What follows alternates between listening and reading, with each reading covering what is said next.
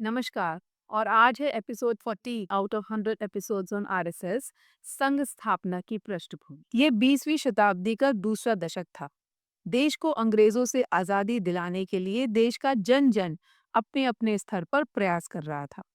अंग्रेज अधिकारी व हुकूमत द्वारा स्थापित कांग्रेस उस समय देश की आवाज को अंग्रेजों तक पहुंचाने का एकमात्र जरिया थी। कांग्रेस में भी दो दल थे, गरम दल और नरम दल। नरम दल शासन में भारतीय प्रतिनिधित्व और गरम दल देश की राजनीतिक स्वतंत्रता के लिए प्रयासरत था।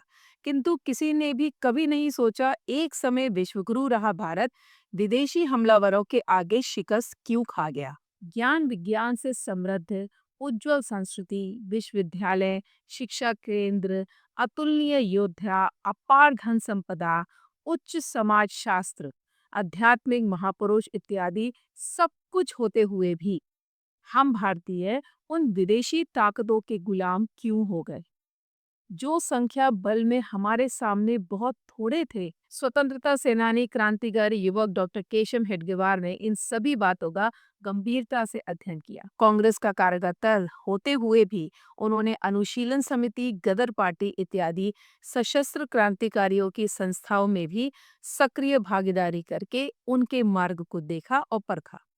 डॉक्टर हेडगेवार आर्य समाज जैसी प्राय सभी सामाजिक और धार्मिक संस्थाओं के साथ पूरी निष्ठा से जुड़े रहे।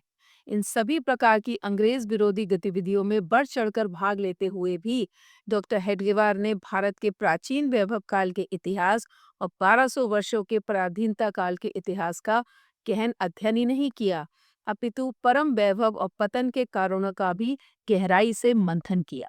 इसी अध्ययन, मंथन, विश्लेषण और अनुभव से उनके मन में राष्ट्रीय स्वयंसेवक संघ की स्थापना का बीज उपजा। धन्यवाद।